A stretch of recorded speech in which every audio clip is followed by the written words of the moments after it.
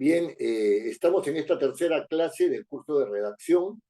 Eh, Empezaré esta clase haciendo una breve reseña de las clases anteriores y continuaré con la materia que nos va a ocupar el día de hoy.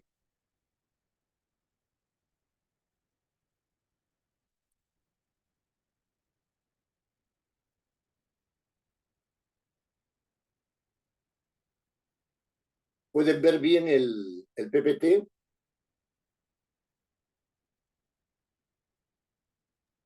Ahora sí lo pueden ver, ¿no? Ahora sí lo pueden ver, ¿no? Sí, Sí. perfecto, perfecto, perfecto. Perfecto. Muy bien. Entonces, claro, ya todos sabemos que estamos en un curso de redacción general, ¿no?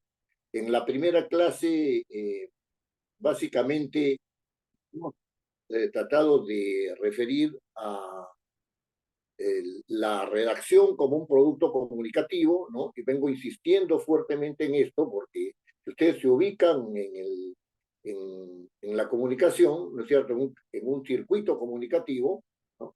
Van a poder solucionar una serie de dificultades que se les pueden ir presentando a lo largo de la redacción, ¿cierto? O sea, lo primero es quién habla, ¿no es cierto? O sea, quién escribe el texto, en este caso, cómo está utilizando el canal gráfico, o sea, de escritura visual, ¿no es cierto? Gráfico visual, y a quién le está hablando. Y es por eso que se dan las funciones expresivas, las funciones de contacto, la función apelativa que ya hemos explicado. Y un asunto sumamente importante, ¿no? Un asunto sumamente importante es que ustedes van a estar reflexionando constantemente acerca del lenguaje para cambiar este término, para no cambiarlo, para colocarle una tilde, para no colocarle una tilde, mejorar la construcción, no mejorar la construcción, es decir, van a estar en un constante quehacer metalingüístico, ¿no? La función metalingüística es la que reflexiona sobre el lenguaje y al mismo tiempo nos va tratando de utilizar los elementos y sus combinaciones, ¿no?, de la mejor manera. Y también esta función metalingüística, ¿no?, permitirá que se elabore el mensaje en el cual van a haber evocaciones de objetos, y estas evocaciones de objetos son lo que constituyen la función referencial, ¿no? La función referencial del lenguaje. Este es un asunto importante porque nos permite explicar algunas cosas que la gramática, solamente la gramática tradicional, en el sentido de mirar categorías, adjetivos, nombres, artículos, verbos, adverbios, preposiciones, conjunciones, etcétera, ¿no? Se reduce, digamos, a estos elementos, y estos elementos fuera de la comunicación algunas veces no encuentran explicación.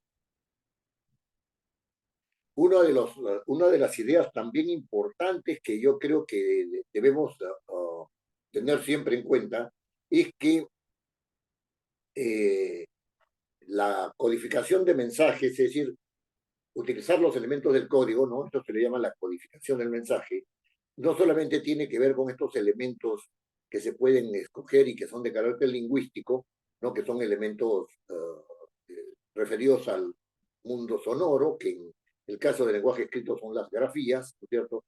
Los elementos sintácticos o los elementos semánticos, ¿no?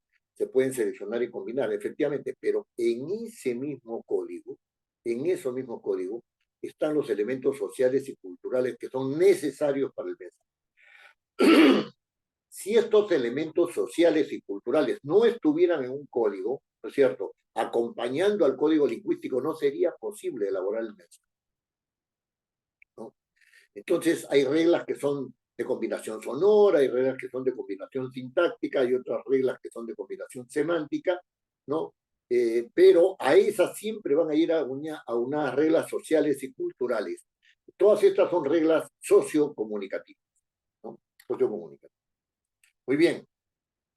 Y una parte que yo creo que debo resaltar de la manera más, digamos, relevante, ¿no?, como una manera muy relevante, es el tema del establecimiento referencial, ¿no?, que en realidad es un marco de referencias, ¿no?, de referencias. Para armar un texto no hay una sola referencia, sino que hay varias referencias. Hay una principal a la cual se van relacionando otra serie de referencias, etcétera. pero lo importante es tener este marco referencial. Y es muy importante considerar de que el lenguaje va a dar información. Entonces la función referencial es muy importante.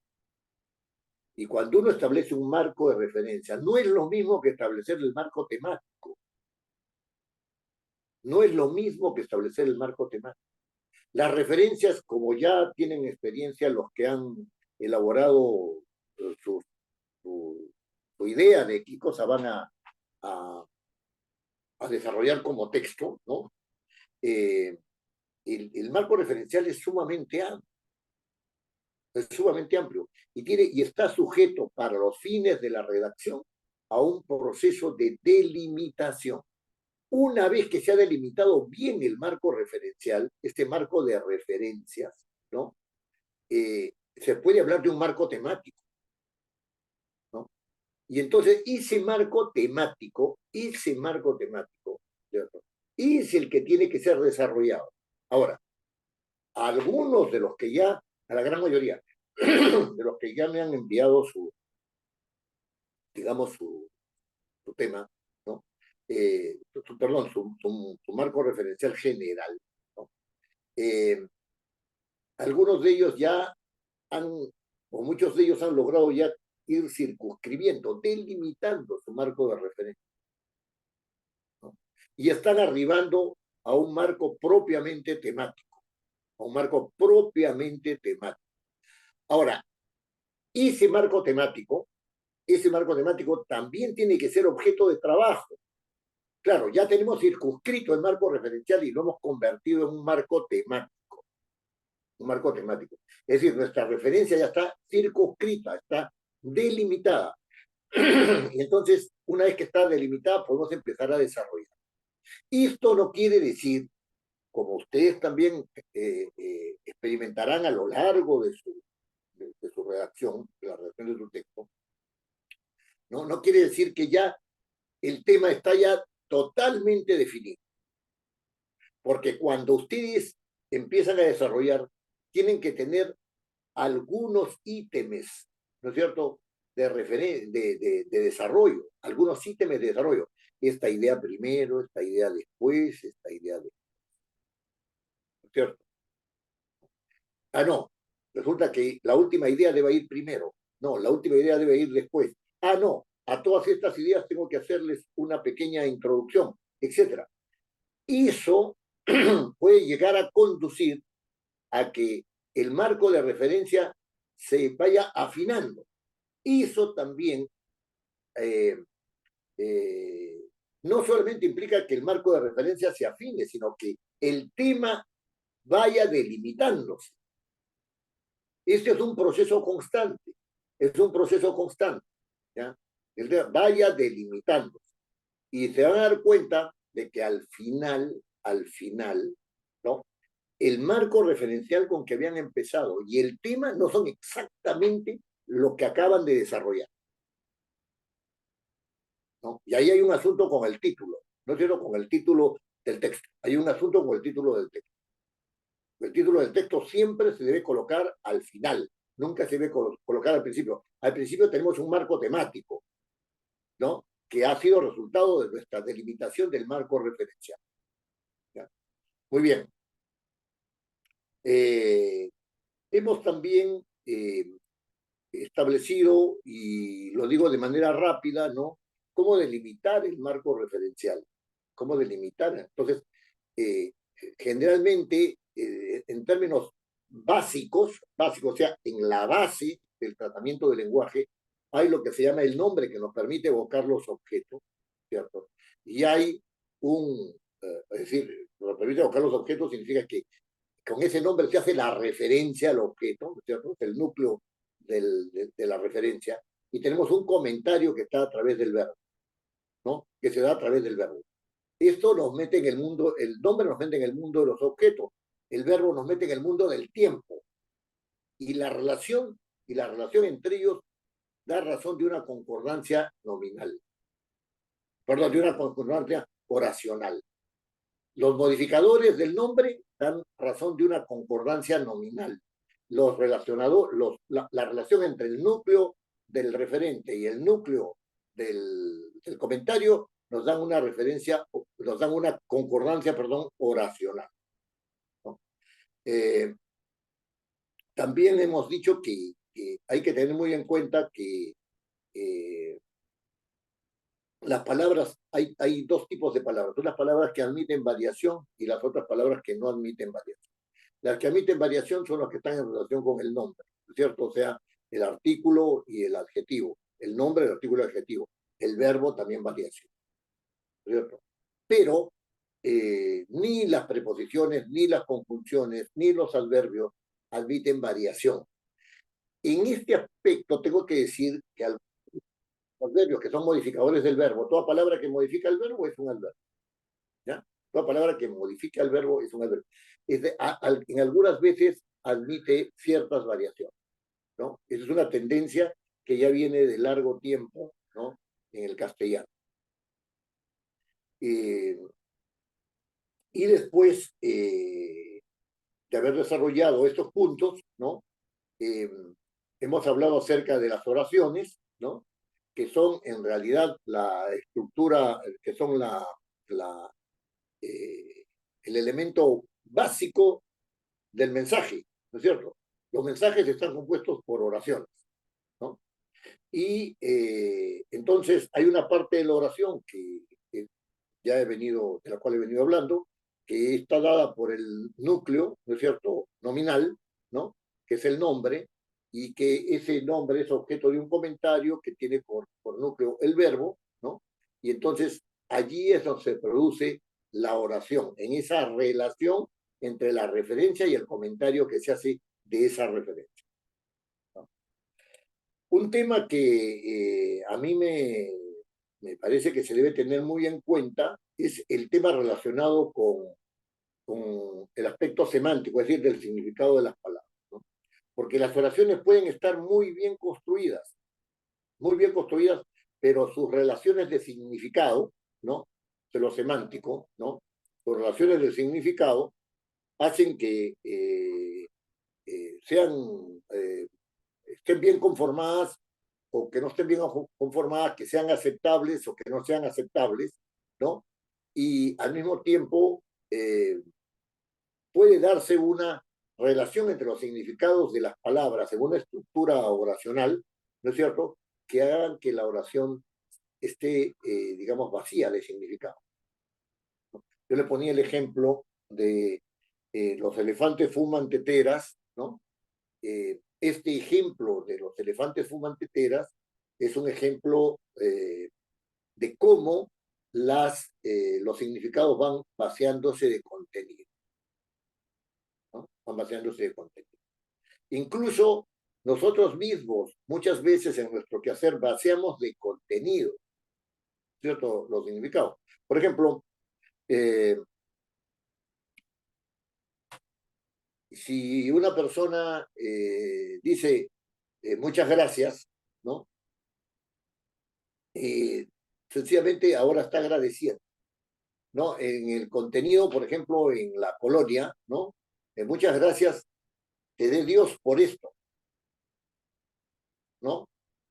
Buenos días ya no significa que te deseo buenos días, sencillamente es una fórmula vaciada de contenido que significa contacto, ¿no? Es de buena educación saludar, sí, buenos días. Y no le estamos diciendo buenos días a nadie, ¿no?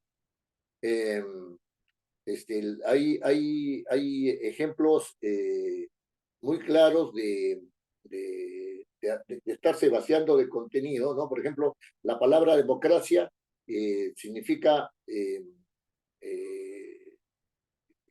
la participación del pueblo. Y quién ha dicho que, que esa es la definición que esa siempre fue la definición de democracia, ¿no? La democracia está relacionada con elementos como la soberanía, está relacionada con elementos como la política, está relacionado con elementos relativos a la participación, a la representación popular, etcétera, etcétera, etcétera, ¿no? Y no era solamente la representación popular, era la que estaba presente en toda esta evolución del concepto de democracia. O la idea de progreso, por ejemplo. La idea de progreso significa ir hacia adelante. ¿Ir hacia adelante en qué? Ahora, por ejemplo, la idea de progreso está en razón con en relación con el avance tecnológico. Y la palabra avance incluso es tomada solamente como ir para mejor y los aspectos negativos de la tecnología no se tienen en cuenta. Entonces, eso quiere decir que progresar es retroceder humanamente y avanzar tecnológicamente. Se van vaciando de contenidos y al mismo tiempo se van llenando de otros contenidos, ¿no? O sea, las palabras en su evolución. Este aspecto semántico es sumamente importante. Y yo he hecho hincapié en un tema, ¿no es cierto?, de la semántica que tiene que ver con la regla de compatibilidad semántica. Es decir, una palabra, una oración puede estar como unidad de mensaje, ¿no es cierto? Puede estar perfectamente articulada, como los elefantes fumanteteras, y no significar absolutamente nada. Ser contradictoria en su misma por su significado, porque la palabra fumar no es compatible con el agente, o sea, con quien fuma, ¿no es cierto? Y los elefantes no fuman, es incompatible con animales, ¿no? Y tampoco es compatible con referencias a objetos, como teteras, por ejemplo, ¿no? Es incompatible con objetos que no sean de carácter vegetal, ¿no? Entonces, ahí hay una incompatibilidad semántica, de manera tal que las reglas no están dadas solamente por reglas de combinación sonora o por reglas de combinación sintáctica o por reglas de combinación semántica, ¿no es cierto? ¿No? Sino que estas reglas últimas de combinación semántica suponen también incompatibilidades de relación de los significados, ¿no? Incompatibilidades. Muy bien. El día de hoy, y aquí con esto empezamos la parte propiamente del curso, ¿no? Vamos a tratar de dos o tres temas, pero yo les ruego que pongan hincapié en los temas relacionados con los relacionadores, con los relacionadores. Por ahí vamos a empezar, ¿no? Eh, y en primer lugar, vamos a decir que estos relacionadores son palabras, efectivamente, son palabras que pueden ser seleccionadas y combinadas, pero que un primer elemento es que no poseen referencia a objeto alguno, no evocan objeto. Eso es lo primero. Lo segundo es que son invariables, no varían. No se acomodan ni por género, ni por número, ni por persona, ni por modo, nada, con las otras palabras. Como su nombre lo indica, establecen relaciones, ¿no es cierto?, de información entre una palabra y otra, entre un conjunto de palabras y otro conjunto de palabras. Pueden también establecer relaciones entre oraciones, pueden también establecer relaciones entre párrafos, ¿no? Pero son solamente eso, relaciones. Cosa que cuando digo solamente eso, lo que quiero decir es que no son nociones, que no evocan objetos, eso es lo que quiero decir. Pero eso decir que son solamente relaciones, lo que quiero decir es que esa es su característica. Su característica es no nocional, no se refieren a, no hacen evocación de objetos, no hay referencia, no hay función referencial ahí, solamente hay una función relacional, una función relacional. En este momento de la teoría de la comunicación todavía no se ha establecido con claridad, no se ha establecido con claridad el tipo de información que dan estos relacionadores, el tipo de información que dan estos relacionadores. Entonces, ¿por qué? Porque no se les puede vincular como relacionadores, ¿no es cierto?, ¿no?, con los otros elementos con las otras categorías. Con las otras categorías. Por ejemplo, ¿qué relación tiene una preposición con un nombre? Y uno queda así. ¿Qué relación tiene una preposición con un verbo? Uno queda ¿no es cierto? Porque no hay esa relación, ¿no es cierto? Porque no existe esa relación de la preposición con el nombre. Existe una relación entre dos elementos, ¿no es cierto?, que están intermediados por este relacionador, sean preposiciones o sean conjunciones. Entonces, eh, entremos a este punto, ¿no es cierto? Entremos a este punto con alguna delicadeza, porque con algún detenimiento, porque hay la idea de que el lenguaje transmite información, y esa idea es una idea correcta, pero cuando esa información no está relacionada no se mete dentro del circuito comunicativo, no se adentra en los meandros de la comunicación, ¿no es cierto? Entonces sucede de que se tiende a dar solamente información y no se establecen relaciones entre la información que se está dando. Es decir, el texto se vuelve eminentemente referencial, ¿no es cierto?, sin tener en cuenta el emisor ni el receptor, y sin tener en cuenta también que en el código no solamente hay palabras variantes, como palabras invariantes, ¿no es cierto?, sino que esas palabras invariantes establecen relaciones, ¿no es cierto? Y establecen relaciones, como ya las vengo diciendo, ¿no?, entre palabras, o sea, entre varias palabras, primera y segunda, en el medio está el relacionador, entre conjuntos de palabras, ¿no es cierto?, entre frases, entre oraciones, entre textos, perdón, entre párrafos y, por último, entre conjuntos de párrafos, ¿no? Esto es sumamente importante, ¿no? Esto es sumamente importante porque eh, no, digamos, actualmente se está perdiendo mucho, ¿no es cierto?, los detalles, ¿no es cierto?, las finezas de lenguaje, que por ser finezas no dejan de ser importantes. Yo coloco un párrafo con una idea, coloco otro párrafo con otra idea, y el que lee, persona inteligente, dice, oye, pero está diciendo una cosa distinta de la anterior, pero la está diciendo para negarlo, la está diciendo para oponerse, la está diciendo para complementar, la está diciendo para señalar una relación de causa-efecto, la está diciendo, no se sabe, porque están los dos párrafos ahí como si fueran puestos, y no hay ningún relacionador que permite establecer la relación entre un párrafo y otro. Lo mismo puede suceder con oraciones. Yo tengo una oración y digo, así mismo es un relacionador, ¿no? Así mismo es un relacionador, una conjunción, ¿no? Así mismo, quiere decir que está complementando.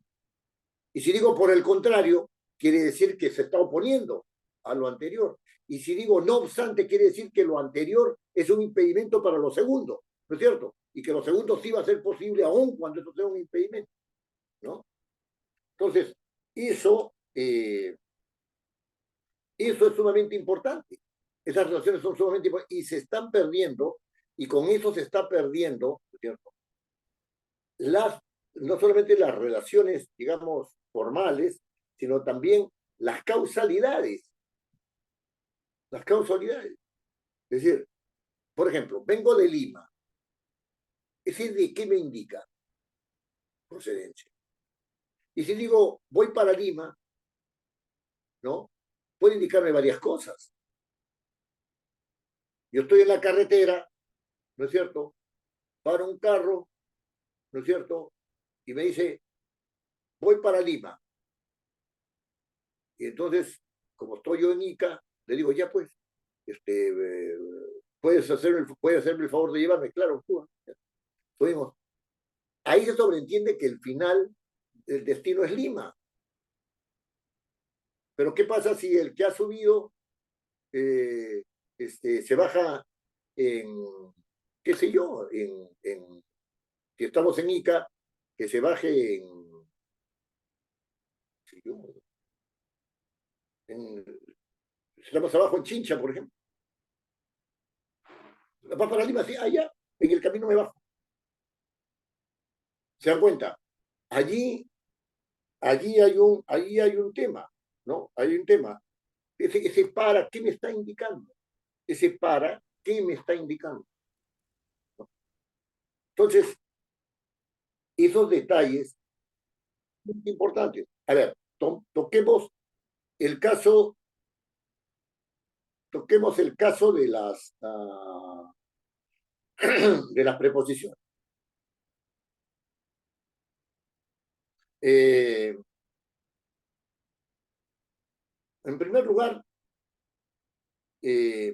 las preposiciones tienen que ver con como su nombre lo indica, están en una preposición, es decir, en una posición antelada, ¿no es cierto? Una posición antelada. Hay algo que las va a seguir, pero como se trata de un relacionador, la sigue, pero hay algo que está delante. Y entonces, si yo digo de tu casa, ¿de mi casa qué? Cerca de tu casa. Ya, cerca de mi casa. Allá. Entonces, ese tema, ¿no? Es un tema eh, es un tema que está indicando que la primera parte subordina a la segunda, ¿no? La primera parte subordina a la segunda. Pero independientemente de entrar en este detalle, lo que a mí me interesa es son los tipos de relación, ¿no? Son los tipos de relación. Eh, estos tipos de relación, ¿no? Eh, eh, son de diferente índole y alguna preposición puede o no puede tener un significado o tener otro significado, ¿no? Una misma preposición puede tener varios significados, ¿no? Por ejemplo, si yo tengo las preposiciones el tipo de relación entre las palabras, ¿no? Me está indicando dirección, me está indicando dirección, dirección del que habla, voy a Lima, dirección del que escucha, tú vas a Ica, ¿no es cierto? Él va a Tumbes, ¿no? O a Estados Unidos o a donde fuere, a Rusia, ¿no? Eh, voy hacia, me está indicando también dirección, pero no necesariamente esa dirección es final. Esa dirección es final, ¿no? Voy para Lima, tampoco es esa dirección es final. Puedo quedarme, si estoy en Huacho, puedo quedarme en Guaral. ¿No es cierto? Puedo quedarme en Guaral. Voy para Lima y eso, ¿no? Entonces, una persona se encuentra con uno y le dice, por favor, lléveme hasta Huacho, ¿no? Oiga, pero yo no estoy yendo a Huacho. A la altura de Pativilca me desvió a la derecha. Entonces déjeme en Pativilca nomás. Estamos en el camino. Yo voy para, yo voy para, si me dejan que esa parte del camino está perfecto. Yo voy para Pativilca, usted va para Huacho, ahí me quedo.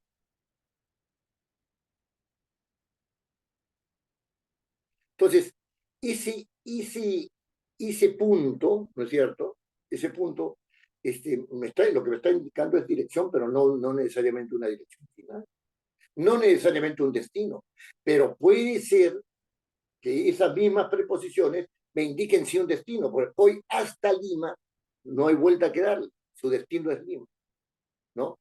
Voy a Lima también puede significar el destino, voy hacia Lima, ¿no es cierto? Puede significar el destino.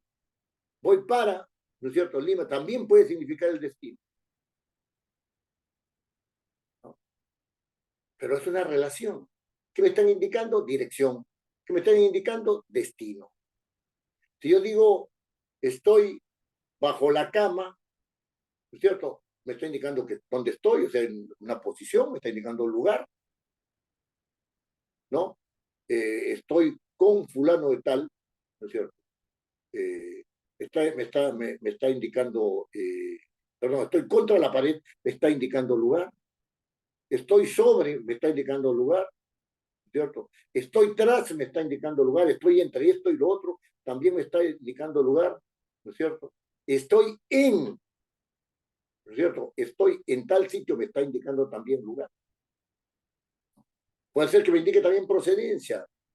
Vengo de Lima, me está indicando procedencia. O vengo desde Lima, también me está indicando procedencia.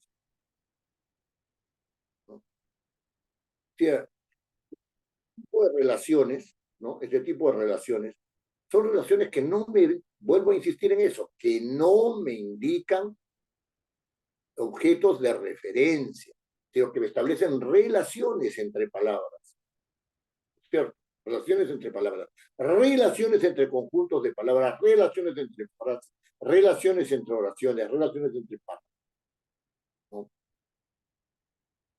Eh, una persona puede estar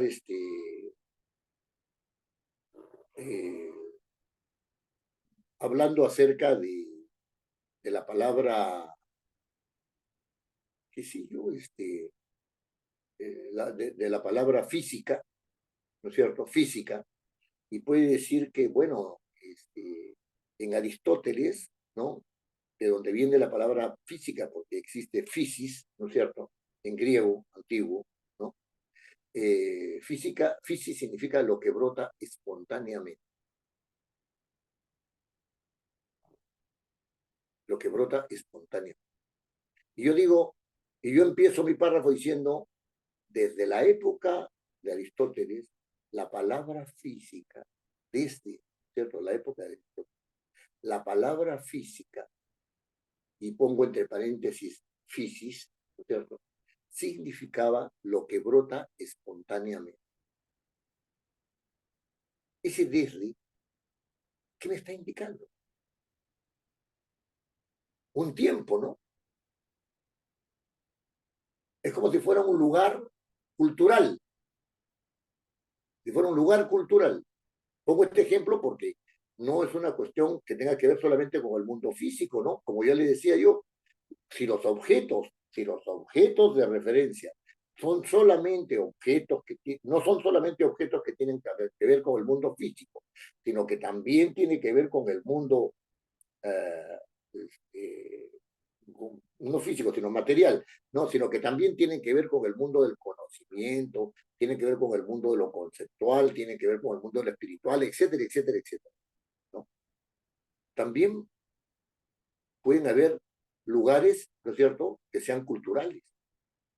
Por ejemplo, el Renacimiento, ¿es un lugar físico? No, es un lugar conceptual. El comunismo, ¿es un lugar físico? No, es un lugar conceptual, ¿no? Entonces, eso, ¿no es cierto?, hace que también podamos utilizar las preposiciones con esos lugares conceptuales. Desde la época del Renacimiento, ¿no es cierto?, significa que el hombre es la medida de todas las cosas, ¿no es cierto?, siguiendo una frase asertiva de Protágoras, ¿no? De Protágoras, un filósofo griego, ¿no? Que más que filósofo creo que era un sofista. La palabra sofista en griego, por si acaso, significa una persona muy seria, que está dedicada al conocimiento. Ahora sofista significa otra cosa, ¿no? Entonces, eh, eso también es desde la época de Protágoras, ¿no es cierto? Son lugares conceptuales. ¿Sí? También puede utilizarse la palabra para, por ejemplo, como finalidad. ¿Para qué vienes aquí? ¿Para qué vienes aquí? Vengo para recoger un encargo que me ha indicado la señora fulana de tal, allá. Para eso vengo, esa es mi finalidad. Escribo este artículo para el presente texto tiene por finalidad tal cosa, entonces fue escrito para, ¿no es cierto? Yo digo, voy por la carretera, estoy buscando mi lugar de tránsito, voy por la carretera.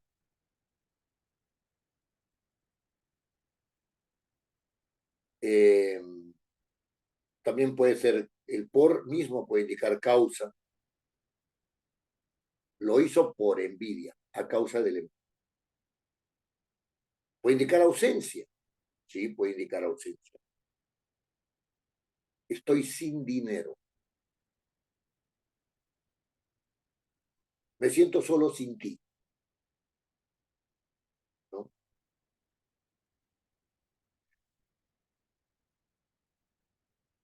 con también pueden ser instrumentales. Come, no comas con la mano. No comas con la mano, no dice ese instrumento. Come con el tenedor.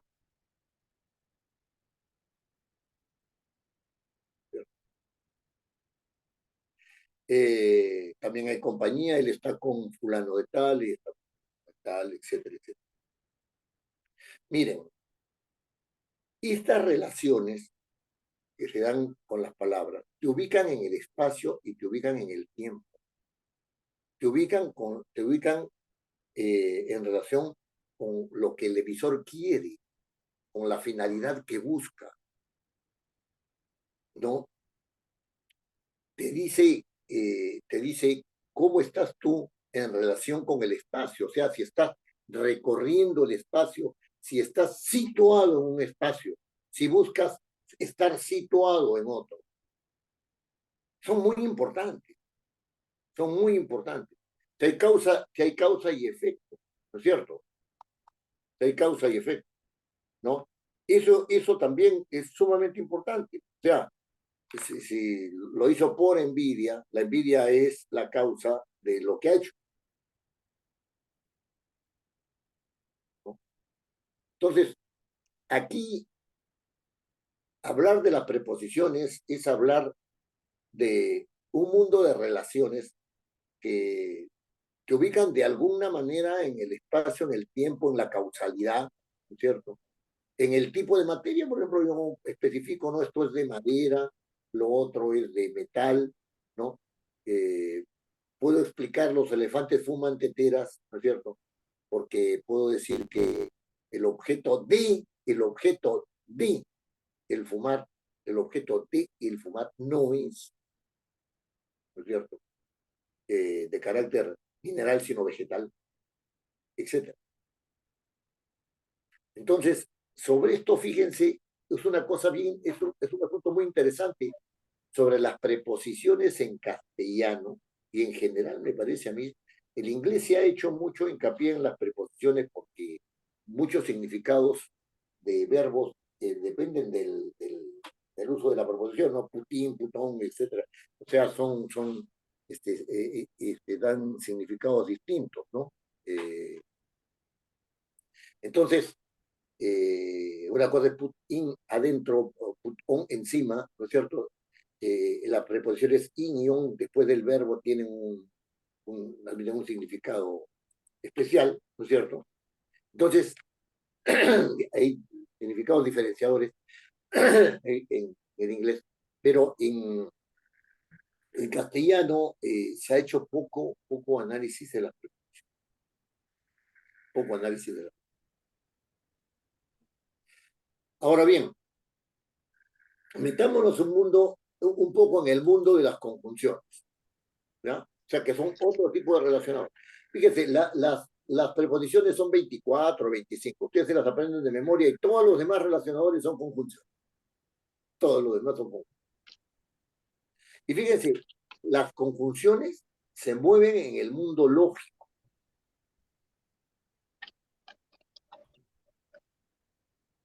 ¿ya? Es decir, si yo digo Juan y Pedro, ahí es una conjunción, ¿no?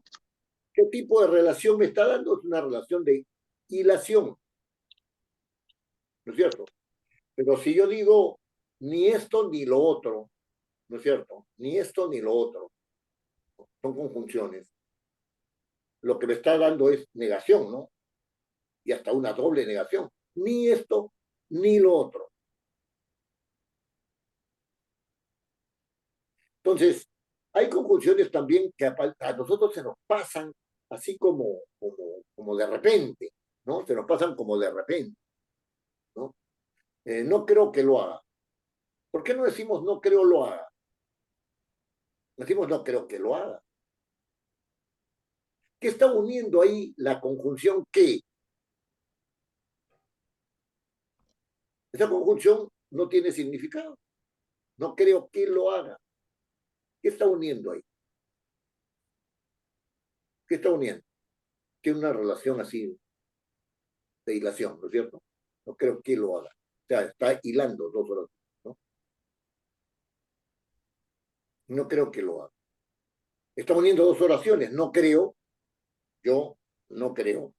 Yo, que referente es el que habla, ¿no es cierto? No creo, es la negación del acto de creer, es el comentario, ¿no es cierto?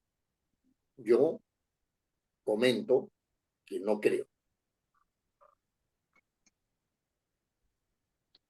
Y lo haga. En castellano, eso tiene que ir unido porque no creo que lo haga.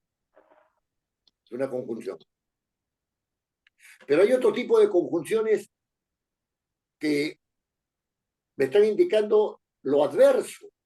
Se llaman las conjunciones adversativas. Ahí lo tienen ustedes en la lámina correspondiente, ¿no? Que estoy en este momento proyectando, ¿no?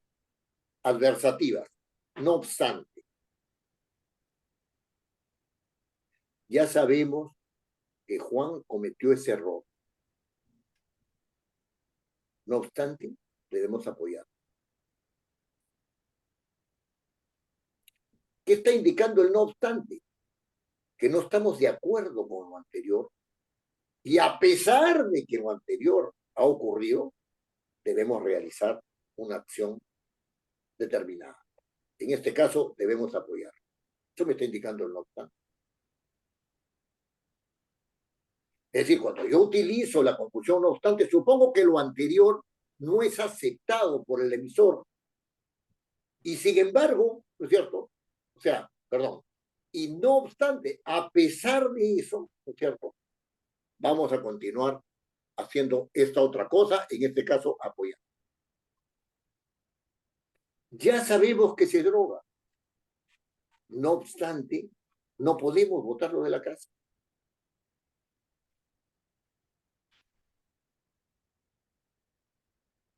Ya sabemos, ¿no es cierto?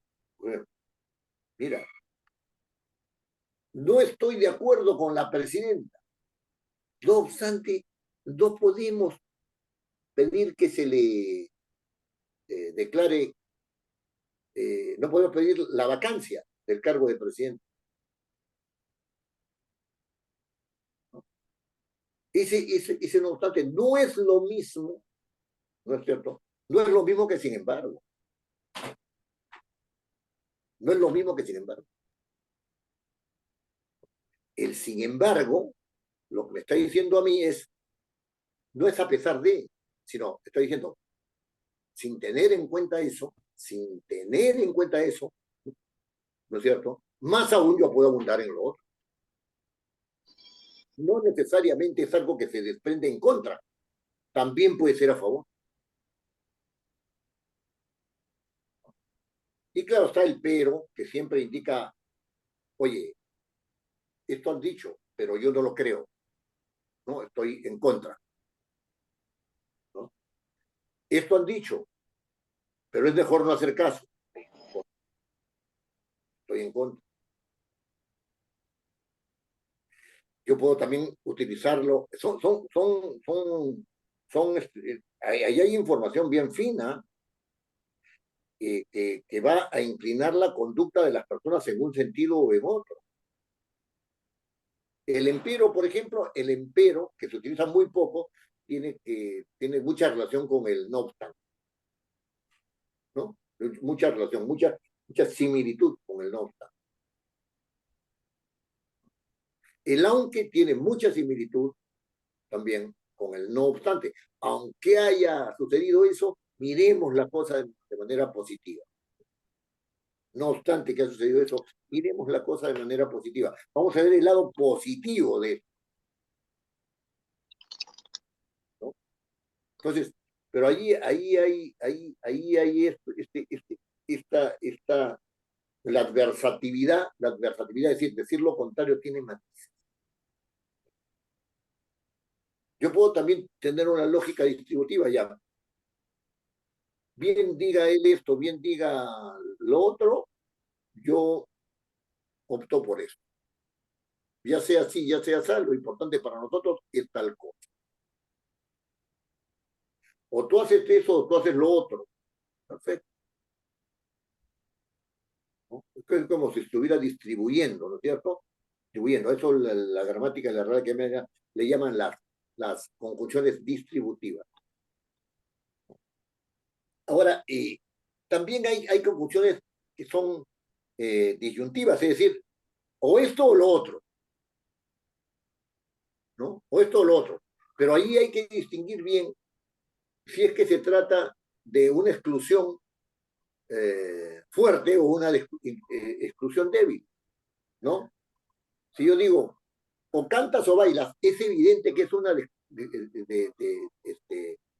mejor dicho, bueno, es una exclusión fuerte. O sea, tú dedícate a bailar, no cantes. Tú dedícate a cantar, no bailes,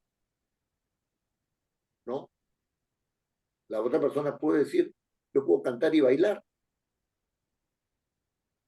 Entonces, inmediatamente esa O se convierte en una disfunción débil. Y de hecho ahora, ¿no?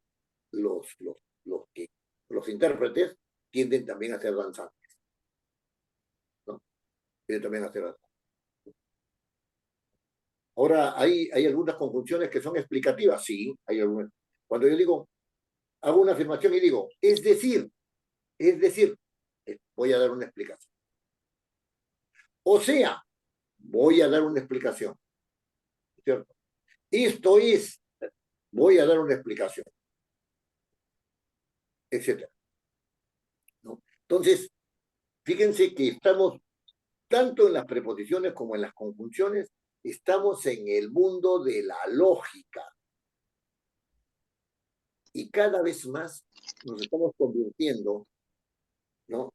En un mundo de referencias que está salido del mundo de la lógica porque cada vez utilizamos con menos conciencia o con menos continuidad, sobre todo las conjunciones,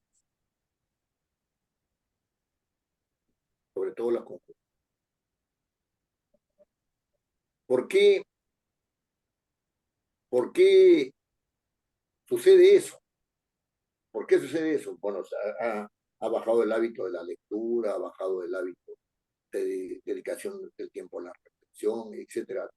Ha bajado. O sea, nosotros ahora somos consumidores de productos que ya están hechos, porque elaboramos poco.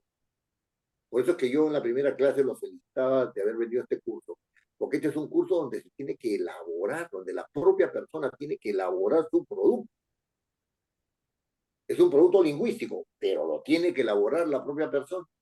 Ahora, no, ya está hecho en Estados Unidos, ya está hecho en Inglaterra, ya está hecho en Japón. Ya, no, ya. Nosotros tenemos que importar nada más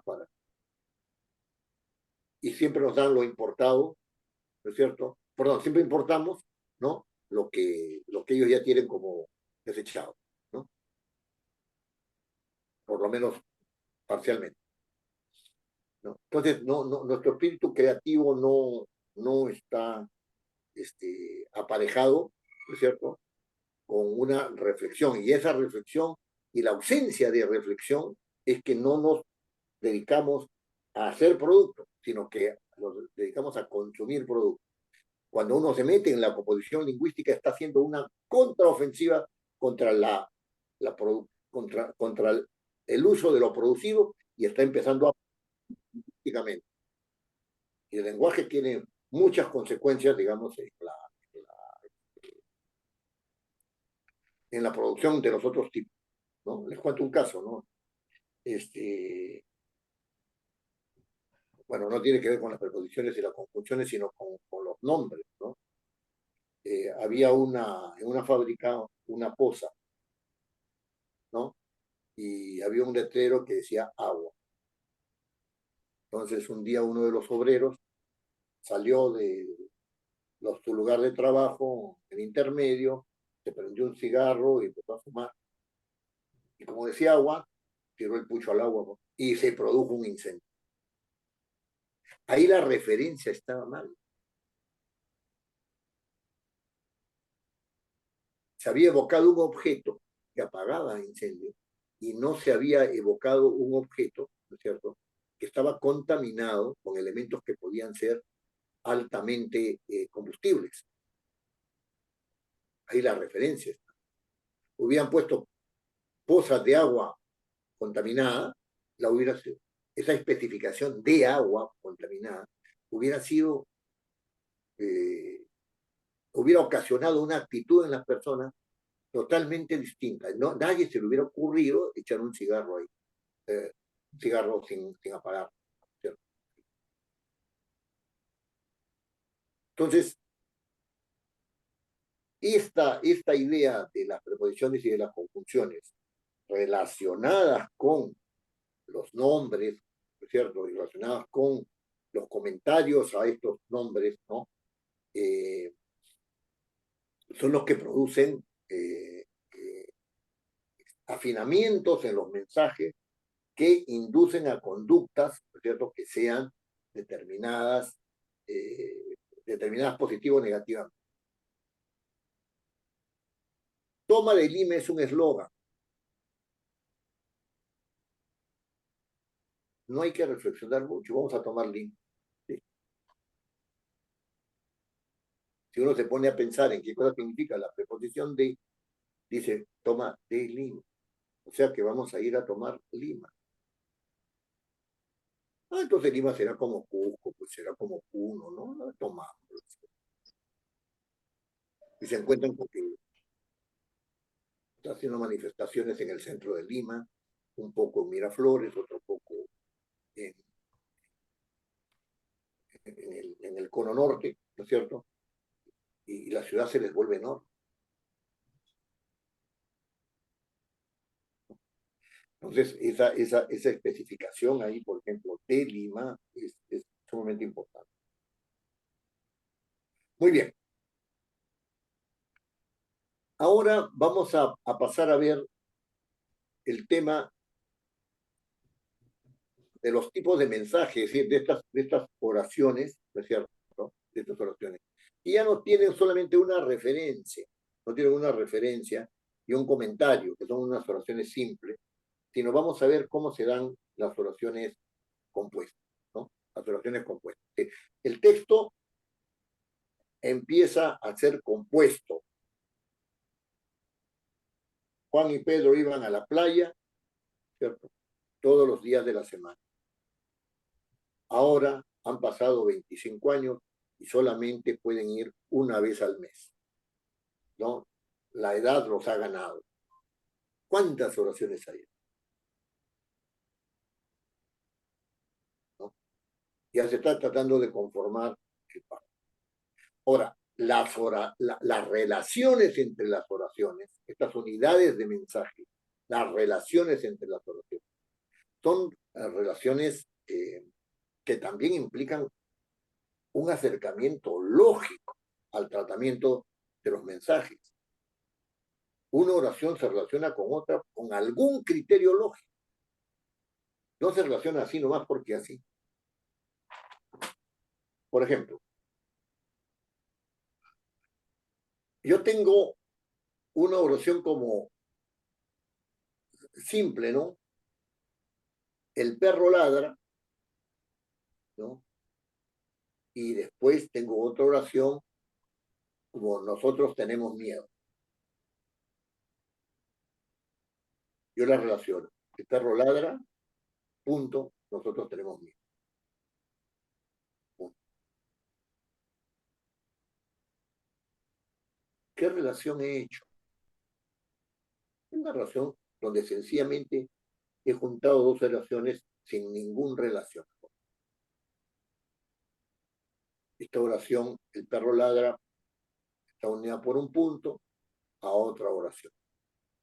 Pero no hay ninguna otra palabra, es un punto, es un signo de punto.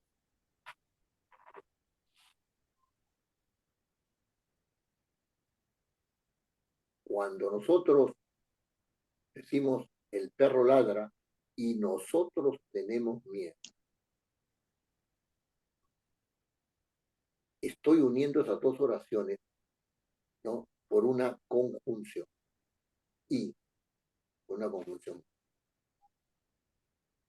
Y podría variar esa oración y decir, el perro ladra, pero nosotros no tenemos miedo. Y también había una conjunción pero. Y también podría decir, el perro ladra, sin embargo, no tenemos miedo. Y esta conjunción, sin embargo, también hay una hilación entre las oraciones, ¿no? Que se unen por medio de conjunciones, ¿no? Y entonces van dando, van estableciendo esa relación, ¿no es cierto? Que puede ser una relación de hilación, ¿no? Y nosotros no tenemos miedo. Puede ser una relación adversativa, sin embargo, nosotros no tenemos miedo, no obstante, nosotros no tenemos miedo, etcétera, etcétera.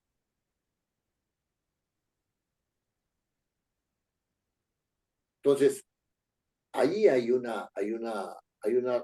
relaciones, ¿no es cierto? Hay relaciones entre las oraciones, ¿no? Y las oraciones se convierten ya en oraciones compuestas, ¿no? En oraciones compuestas, y van integrando unidades cada vez más amplias que dan lugar al par. Para que haya oraciones compuestas, tienen que haber oraciones simples que se unen. Tienen que haber oraciones simples unidas de alguna manera. O yo puedo también tener conjunciones que sean excluyentes, ¿no? O te portas bien o te castigo, o excluyente. O vas a Iquitos o vas a Puno, excluyente. Si decido ir a Iquitos, no voy a ir a Puno, son excluyentes. Entonces, ahí también estamos hablando de oraciones compuestas, ¿cierto?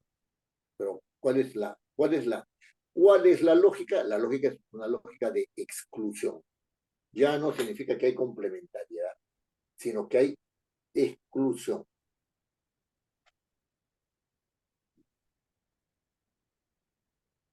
También pueden darse relaciones por condición y consecuencia, ¿no? ¿Qué significa eso? Yo pongo una condición, si haces, te voy a proporcionar lo otro. Eh, yo puedo poner también, eh, si prendes la mecha, se va a producir un incendio. Ese sí entonces puede convertirse en causa-consecuencia, ¿no es cierto? Si tiras una bomba lacrimógena al techo de un edificio, se puede producir un incendio. Si tiras fuegos artificiales al, al techo del edificio, se va a producir un incendio, ¿no? Si tiras una rata blanca, se va a producir un incendio, etcétera, etcétera, etcétera. Causa-consecuencia, ¿no es cierto? Causa-consecuencia. Ahora, claro, estos tipos de oraciones que tienen que ver con ya sea con la hilación, con la exclusión, con la condicionalidad o con la causa y la consecuencia, son oraciones que se dan en un mismo nivel. Una no está subordinada a la otra. Juan canta y Pedro baila no significa que Pedro baila y Juan canta. Siempre que Pedro canta. No, no, no. Una es Juan canta, otra es Pedro baila. Entre esas dos oraciones no hay subordinación. En la estructura causa-consecuencia, sí, entonces, pero tienen que darse las dos. Sí, entonces, no hay subordinación, ¿cierto? En la exclusión tampoco, no hay subordinación porque o esto o lo otro. El resultado es otra cosa, o esto o lo otro. Lingüísticamente hablando, están relacionadas por una conjunción. Ahí no hay subordinación. Sin embargo, hay mensajes donde estas unidades de mensajes, ¿cierto? Sí implican una subordinación. La razón de esta subordinación es que no hay posibilidad de entender una de las dos oraciones que están relacionadas sin referencia a uno de los elementos de la oración que subordina.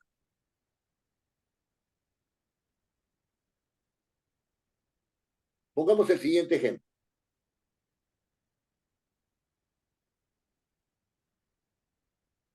el ticket que compraste para el concierto era falso.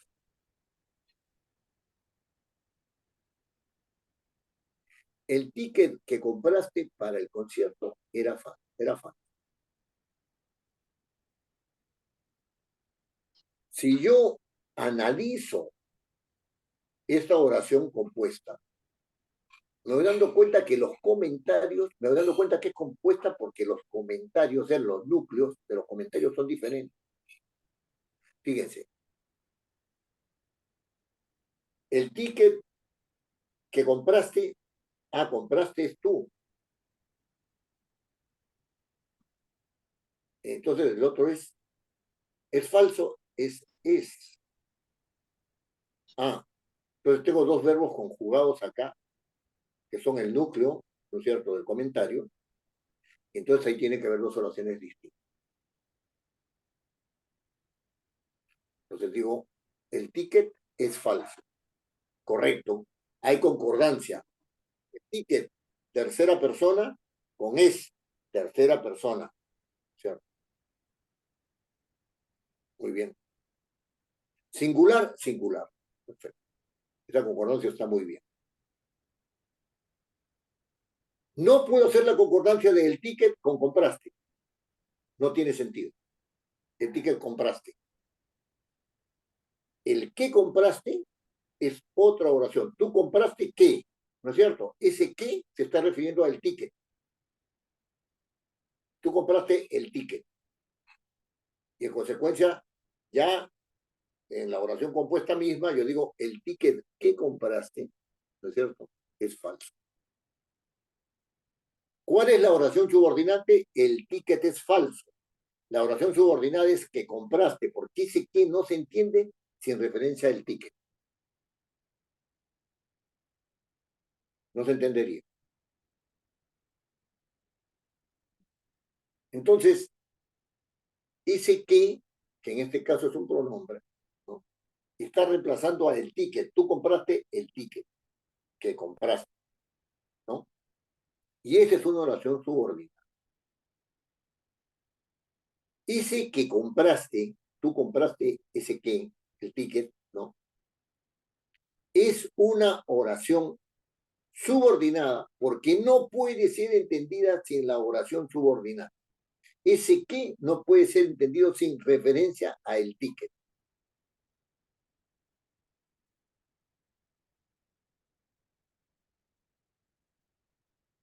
Entonces, allí sí se puede decir que las dos oraciones no están en el mismo nivel, sino que hay una que depende de la otra, porque no puede entenderse sin relación a uno de los elementos de esta oración que subordina.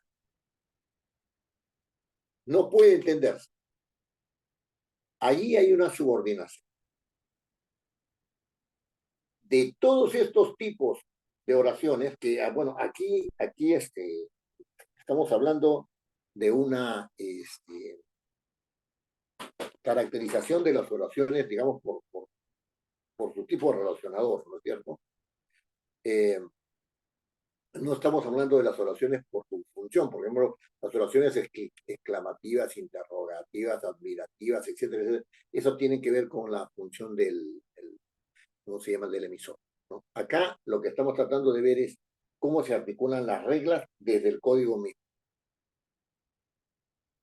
Tiene estas posibilidades el emisor de utilizar estas relaciones entre las oraciones, tiene esas posibilidades. ¿Las ejerce? Sí, claro que las ejerce.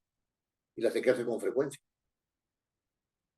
Yo en este momento, ¿cierto?, estoy hilando oración tras oración tras oración, ¿no es cierto?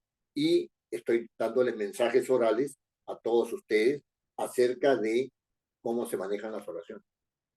Y para ello estoy utilizando oraciones simples, oraciones compuestas, oraciones subordinadas, etc.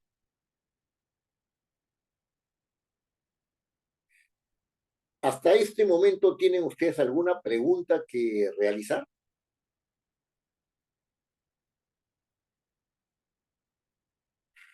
Me están escuchando bien, ¿verdad? De repente estoy hablando solo. Sí, se la escucha bien. Se le escucha bien, profesor. Se le escucha bien. Sí, se ¿Alguna pregunta, escucha. alguna pregunta que tengan hasta este momento?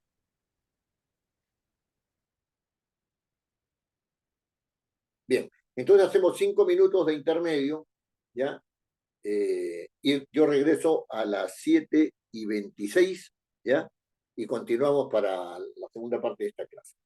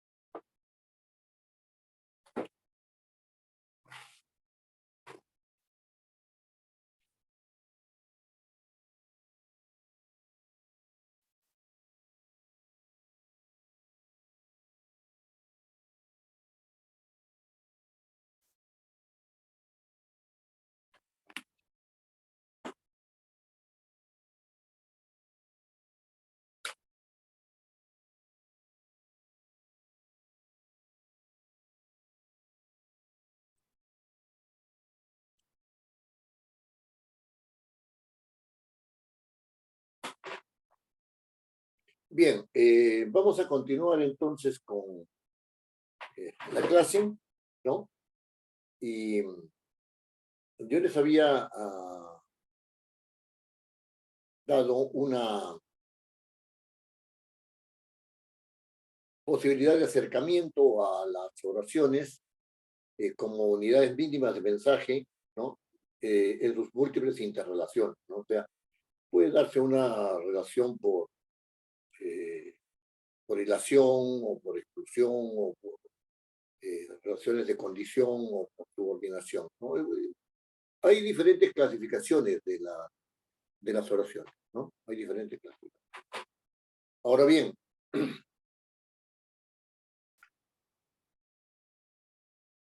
en la presentación de los elementos de referencia, ¿no es cierto?, que han realizado 6 de sus compañeros hasta el día de hoy,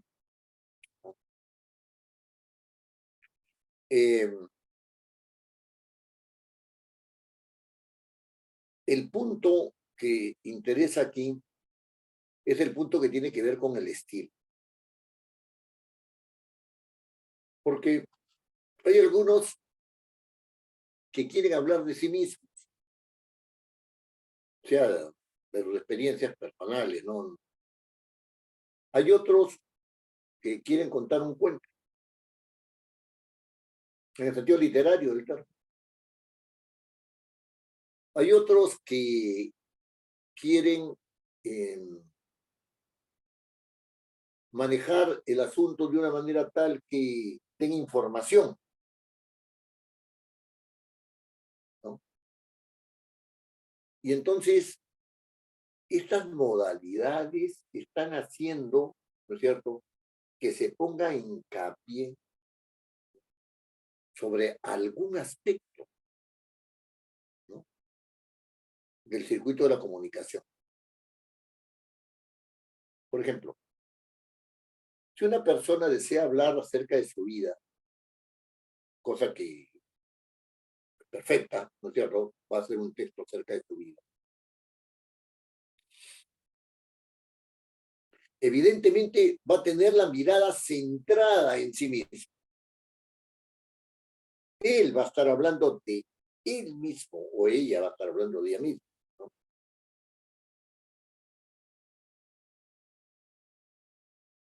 Si una persona quiere hablar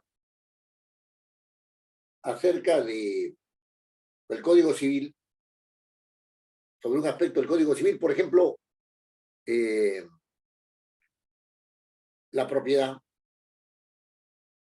¿no?,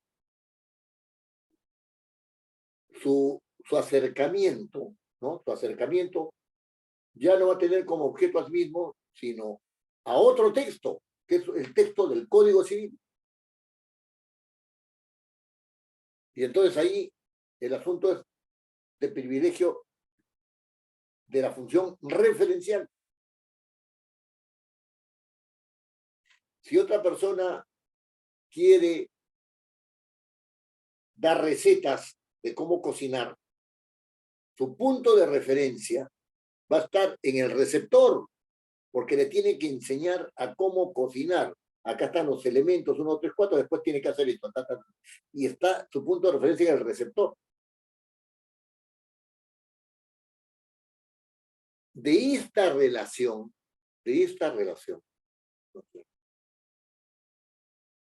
se van dando, según el predominio de una determinada función, se van dando estilos de manejo del lenguaje. Estilos de manejo del lenguaje. ¿Qué pasa si la persona que quiere escribir un cuento, ¿no?, introduce en ese cuento diálogos?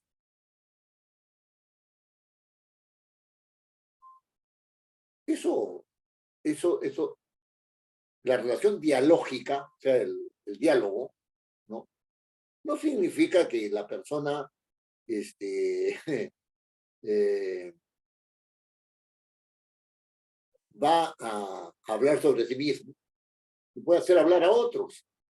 Y esta modalidad, este tipo de estilo, este tipo de estilo, no se puede utilizar cuando hay un predominio del lenguaje referencial, es decir, que privilegia la función de referencia, ¿no? Es decir, un mensaje que privilegia la función de referencia se va a los datos, a la racionalidad del mensaje.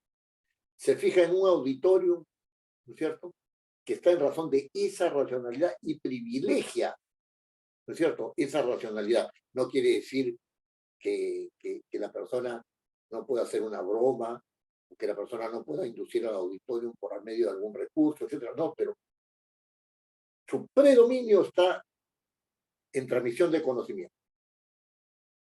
En cambio, el que va a hablar acerca de sí mismo, el que va a hablar acerca de sí mismo, tiene como interlocutor, tiene como su interlocutor a sí mismo. Está tratando todo el tiempo de ser fiel con él mismo. Y ahí se produce un fenómeno que es extraño, porque se produce como una especie de soliloquio. El soliloquio es un tipo de estilo también. Yo hablo conmigo mismo. Si yo cuento anécdotas de mi vida, son de mi vida. Cuento las anécdotas, pero como mías. Como mías. La función expresiva está predominando ahí. La función referencial adquiere un segundo momento, una segunda instancia. Entonces, se van produciendo diferentes estilos según el predominio de la función. El predominio, no la exclusividad. El predominio de la función. Yo voy a hablar acerca de las variantes económicas que se están dando en este momento en el país en razón de la movilización y de la inestabilidad política existente.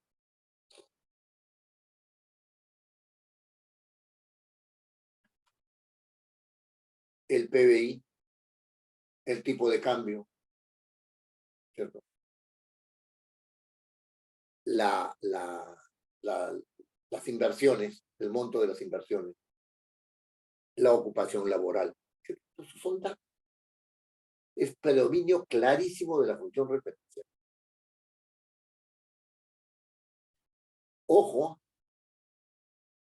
si yo voy a escribir acerca del Código Civil, como ya le estaba narrando, estoy en el proceso privilegiando la función metalingüística, porque estoy tratando de entender, ¿no es cierto? Por ejemplo, la propiedad. La propiedad, compraventa, se transfiere por expropiación, se transfiere por... ¿No es cierto? Muy bien. Miro el texto del Código Civil, lo voy poniendo en mi texto y lo voy comentando. ¿Cuál es el predominio allí? La función metalingüística inicialmente y después la función referencial. Porque estoy interpretando un texto. ¿Sí? Y van saliendo estilos distintos, según cómo yo me vea como receptor, a quién me vea como emisor o receptor de mí mismo, según como yo vea a qué auditorium voy a dirigir esto, etcétera, etcétera, etcétera. Y no es una cuestión de estilo, pongan atención en esto, que yo utilice este rasgo o esto otro, ¿no es cierto? O que yo aisladamente tenga mi manera de manejar el lenguaje, etcétera. Eso no es una cuestión de estilo. El estilo es una variación, como dice la lámina, consistente y constante en el uso del lenguaje para un determinado fin. Si yo privilegio la función expresiva, tengo que manejarme en razón de la función expresiva. Y todo mi lenguaje tiene que ir en razón de esa. Si yo privilegio la función referencial, tengo que hacer que se vea como predominante y eso me marcará un determinado manejo del lenguaje. Si yo voy a hacer predominar la función este,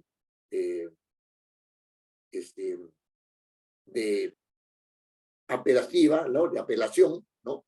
Entonces tengo que privilegiar mi lenguaje en ese respecto.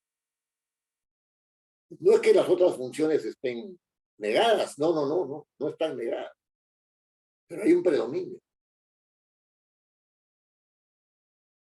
En consecuencia, en todo el texto tiene que haber una consistencia del manejo del lenguaje en razón de una de estas funciones. Por allí es que está el manejo del estilo. No es que yo digo, ¿no? El señor Oviedo tiene un estilo de manejar las cosas, ¿no es cierto? Cuando dicta clase, ¿no? Que es la repetición. O sea, puede ser que un estilo sea repetitivo por necesario, pero si el señor Oviedo repite sin necesidad, ¿de qué estilo estamos hablando? No hay estilo. Si una persona confunde una palabra con otra por el concepto y siempre la confunde, eso no es un rasgo estilístico. Eso no es un rasgo estilístico, ¿no? Yo he escuchado a muchas personas decir, es cuestión de estilo, es cuestión de estilo. ¿De qué estilo estás hablando? ¿No? Porque tiene que haber un manejo constante, ¿no es cierto?, de un uso del lenguaje en razón de una función que es predominante. Por ahí está. Si tú quieres convencer a alguien, ¿qué función es la que debes tener como predominante? La función apelativa. Si tú quieres mostrar tus sentimientos, la función expresiva. Si tú quieres tener explicación de algo, ¿no es cierto?, entonces utilizas la función referencial porque estás explicando. Si tú quieres explicar específicamente el lenguaje, entonces tú utilizas la función metalingüística.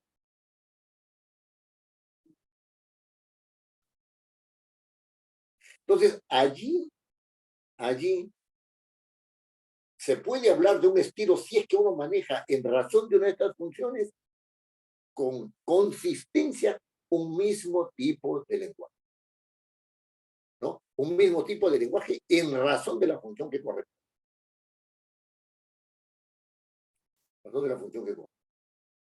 Entonces, en el ámbito académico, lo que predomina es la función referencial. También puede predominar la función metalingüística. Pero generalmente la función metalingüística está subordinada a la función referencial en el caso del lenguaje académico. En el caso del lenguaje literario, ¿no es cierto?, depende de qué tipo de literatura vas a hacer. Por ejemplo, en poesía, la función referencial es predominante. Pero en narrativa no. En narrativa se alternan varios estilos, ¿no? Yo puedo hacer una descripción, sí, puedo hacer una descripción. Puedo este,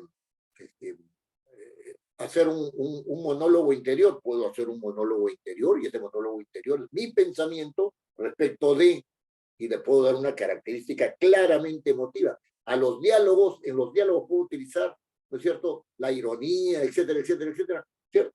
Esa es la función expresiva, ¿no?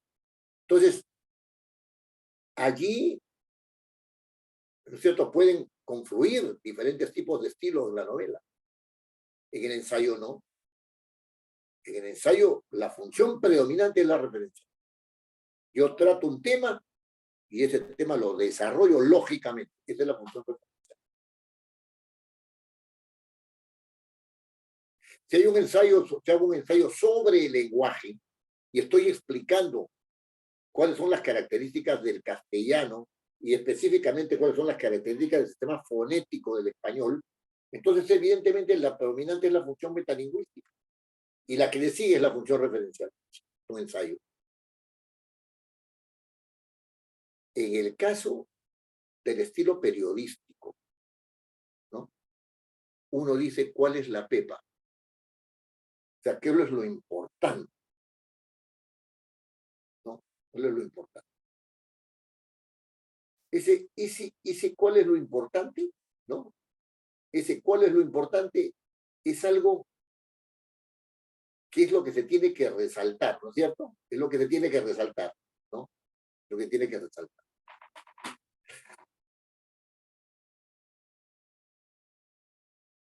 Murió una persona, le destrabaron el cráneo en la manifestación. Le rompieron la cabeza y le dejaron el cerebro expuesto. Esa es la pepa, esa es la pepa. ¿Por qué? Porque lo que quiere el medio de comunicación no solamente es el hecho, que sería la función referencial, sino el impacto del hecho. El impacto. Eso es lo que quiere el medio de comunicación, el impacto del hecho. ¿Por qué el Perú, la mayoría de todos los peruanos, ¿no es cierto?, lo miramos como un lugar de desastre? Oye, todo el tiempo malas noticias, todo el tiempo malas noticias, todo el tiempo malas noticias, todo el tiempo malas noticias, todo el tiempo. ¿Por qué ha impactado de esa manera y ya se ha convertido en un hecho colectivo? ¿No es cierto? Pensar de que el Perú es un lugar de conflicto, es un lugar donde las cosas no funcionan, es un lugar donde... ¿Por qué? Porque ese ha sido el impacto de la información. Entonces, en esos casos, la función predominante del hecho periodístico es dar el dato, pero por el impacto que tiene. El dato, función referencial, está sujeto al impacto que pueda tener. En el medio periodístico no hay reflexión. En el medio periodístico lo que hay es la búsqueda del impacto. Si hay reflexión, está bien, pero esto es secundario. Murió una persona en las manifestaciones del día de ayer. Ya, salen los periódicos. No dicen por qué, no dicen cómo, no dicen en qué circunstancias. Murió una persona. A lo máximo, le cayó un proyectil. Resulta que salen los médicos y dicen que el proyectil le había caído por un ladrillazo en la cabeza de parte de alguien que estaba detrás de él, con corte aquí en la oreja. Ya todo el mundo estaba pensando que la policía lo había matado.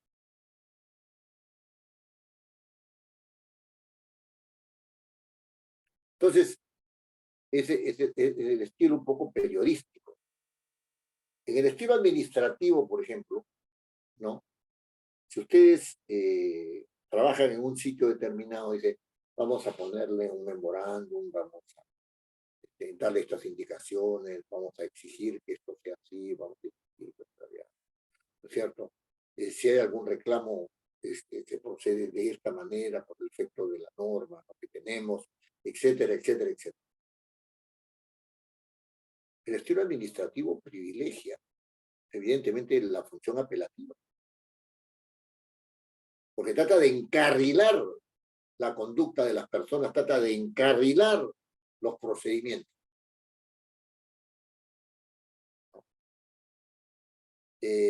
Allí hay manejos del estilo con predominio de la función, ¿cierto? De la función apelativa. En los informes técnicos, por ejemplo, ahí hay una especie de disputa, ¿no? Porque entonces el informe técnico se dice que es imparcial. Pero si se hace con determinada intención, ¿no? Hubo una fuga de gas, ¿no? Hubo una fuga de gas. Informe técnico. Las tuberías no habían tenido mantenimiento durante tanto tiempo y se ha producido un desgaste en tal tramo y en tal tramo se produjo una erosión de la tubería y en esa erosión de la tubería que se ha producido a causa de eso. ¿No? Esto tiene muchísimo tiempo, más o menos, según los estudios que se saben, tenía hace 5 años. Eso que es aparentemente técnico puede llevar una intención subrepticia. ¿Quién estaba encargado de hacer el mantenimiento? ¿Y quién estaba encargado de hacer un informe sobre el estado de las tuberías para que no hubiera esa fuga de gas? Ese es el caso que ha sucedido con Odebrecht. No, perdón, con el derrame de petróleo en la Pampilla, ¿no? ¿Quién estaba encargado de prever que esto no sucediera? Entonces, los informes técnicos dicen que gozan de imparcialidad, pero no necesariamente son imparciales. Uno puede manipular un informe técnico para que produzca determinados efectos. Y allí, de lo que se trata es de una disputa entre la función referencial, que es la que te da la imparcialidad, esa visión que tienes tú de los hechos, ¿no? Frente a la intencionalidad del documento.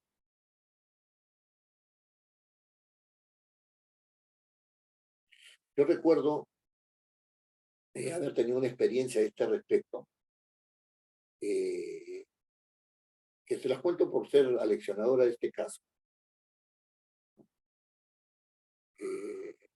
Yo trabajaba en el Congreso y estaba en un grupo de trabajo de una comisión y tenía a mi cargo también la administración de una oficina, ¿no? Donde funcionaba el grupo. Y cuando ya me tocó ir, dejar el grupo, hablé con el congresista encargado del grupo y le dije, me tengo que ir, voy a hacer mi entrega de cargo, pero ¿a quién se la entrego? Ah, entrégasela a fulano de tal que es el que va a ocupar esa oficina. Ah, perfecto, se la entregué. Inmediatamente vino un informe diciendo que yo había hecho disposición de una oficina sin tener competencia para hacerlo, sin tener atribución para hacerlo, ¿no? Y efectivamente yo no tenía atribución para hacerlo. Efectivamente. Pero esa atribución me había sido delegada por el congresista. El informe que habían hecho a ese respecto no había hecho absolutamente ninguna investigación. Solamente había dado cuenta de un hecho, ¿no? De la entrega de cargo a otra persona. Y que eso yo no lo podía hacer. Y nos metieron en un lío a dos. Después salió por supuesto a nuestro favor, ¿no? Porque habíamos actuado con la anuencia del congresista. Pero, ¿qué es lo que había predominado ahí? ¿Qué es lo que había predominado? La función referencial del hecho, ¿no es cierto? La función referencial del hecho. Pero ante el desconocimiento había tenido ante el desconocimiento y la manera de plantear el tema, ¿no es cierto? Con una presunción de una falta, ¿no? Resultó que el predominio era de la función apelativa. Era de función apelativa. Los informes técnicos se dice que son siempre imparciales, neutros. Se dice la palabra objetivo. Son objetivos. No sé qué quiere decir con objetivo, ¿no? Pero eso no es cierto. Porque como en todo texto confluyen varias funciones, los efectos de textos imparciales pueden tener, ¿no es cierto?, sobre sus receptores o su receptor, efectos que no son previsibles o que de repente obedecen a una intencionalidad del que ha hecho.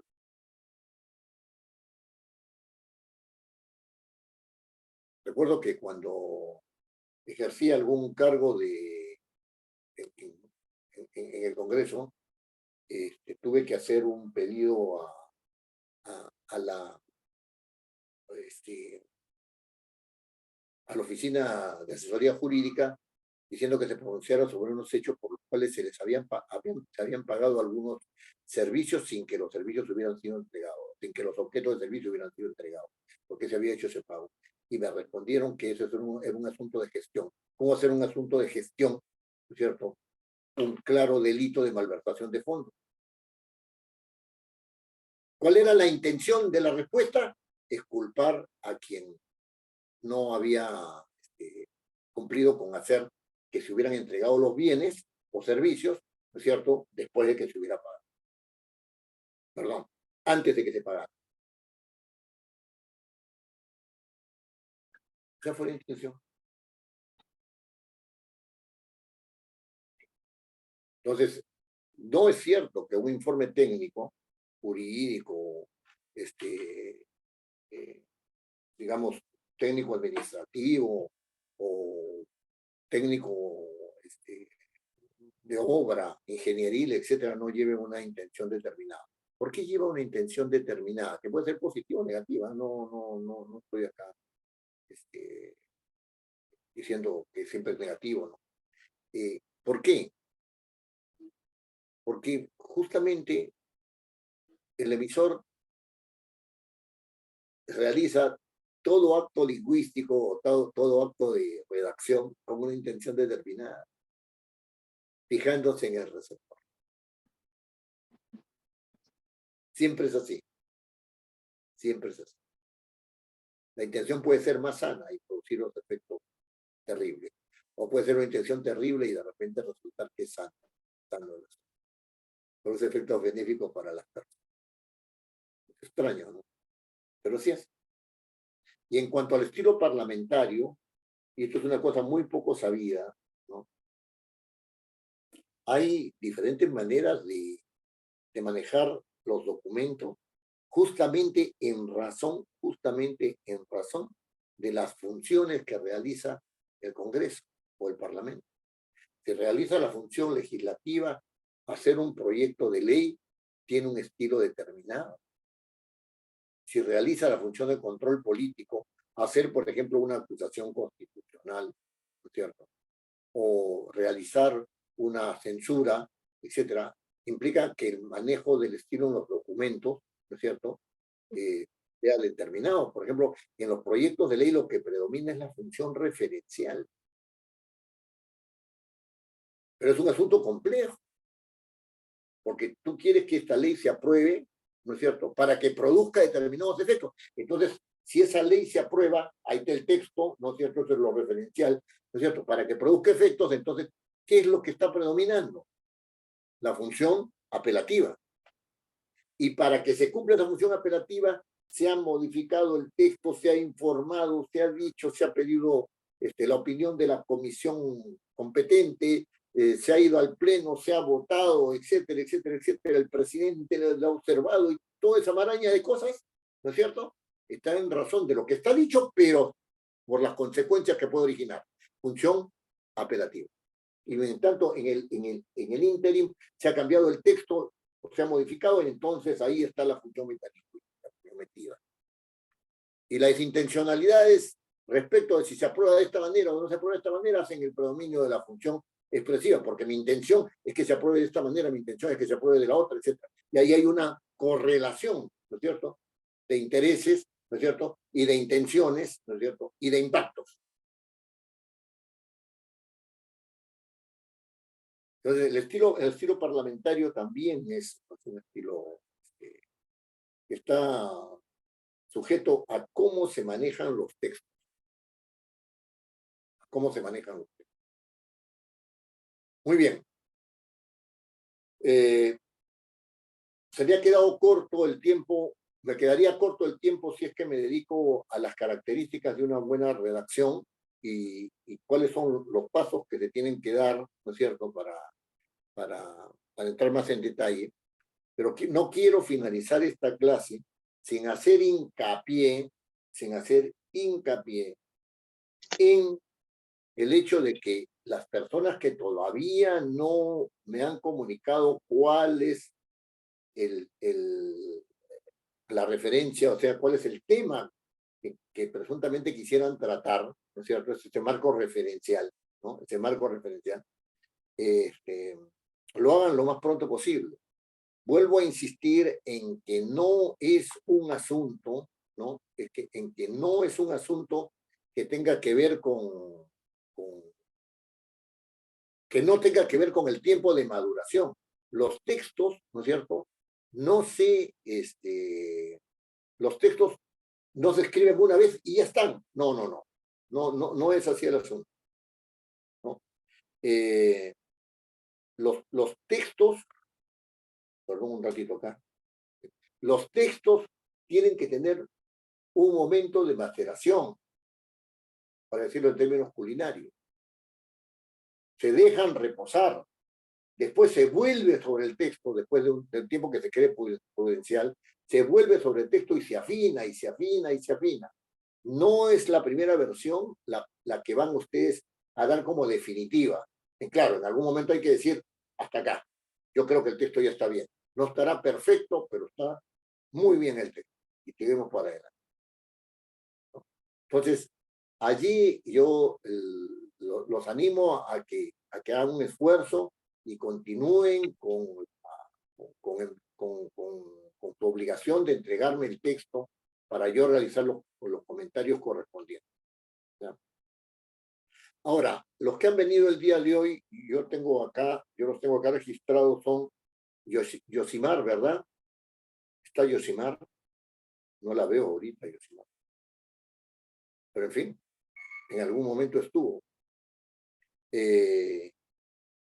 Martín, ¿está? Presente, profesor. Sí. Está la señorita Guaina, ¿no?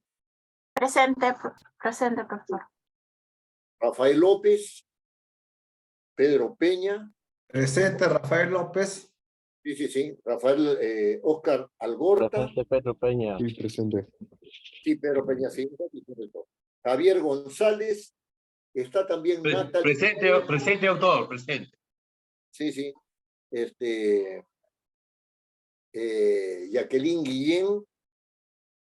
Sandoval. Sí, segundo Sandoval está. Y doctor. Sí. Asensios está.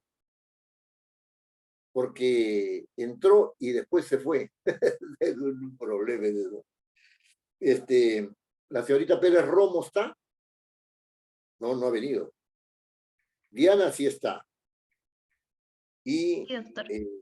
sí está, sí. Bueno, ¿alguien no he nombrado? Mi doctor, Peñalba, Solimar.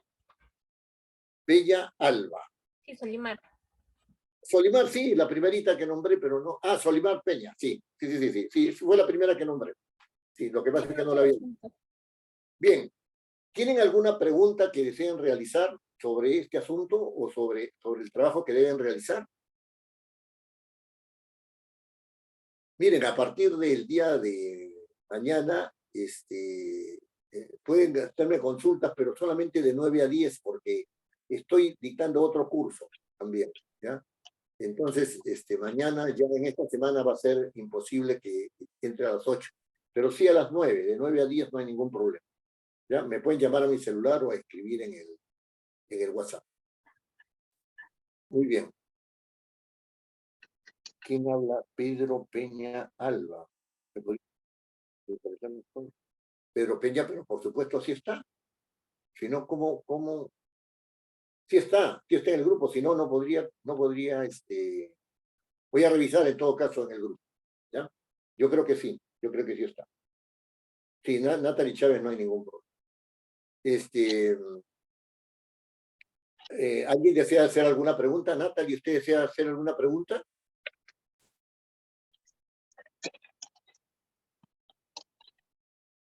Bueno, si no hay ninguna pregunta, nos despediríamos el día de hoy. No descuiden el asunto de su trabajo, no lo descuiden. Si lo realizan, los instrumentos que estamos dando los van a utilizar con bastante, van a encontrar que tienen, no todos evidentemente, ¿no? Hay algunos que tienen mayor competencia que otros, etcétera, en algunos aspectos, y entonces van a poder utilizar los elementos los instrumentos que yo le estoy dando para elaborar el día de hoy, hagan especial hincapié en esta cuestión del estilo, es decir, de sostener el predominio de una función a lo largo de todo su texto. Eso es muy importante. Eso es muy importante. Los que quieran hacer un trabajo sobre sí mismos, eso es perfectamente legítimo, pero también manténganse siempre en esa línea. Manténganse siempre en esa línea. Bueno, muchas gracias por todo. Nos vemos el próximo jueves, ¿no es cierto? Sí. Gracias. Ok. Muy buenas. Gracias. doctor. Buenas noches. Buenas noches. Gracias, gracias, profesor. Muchas gracias, Buenas noches, profesor. profesor. Estaré comunicando con usted el día de mañana, por favor. Sí, con mucho gusto. Con mucho gusto. Muchas gracias, profesor. Ok, hasta luego, segundo. Que le vaya muy bien. Gracias por todo. Gracias por todo.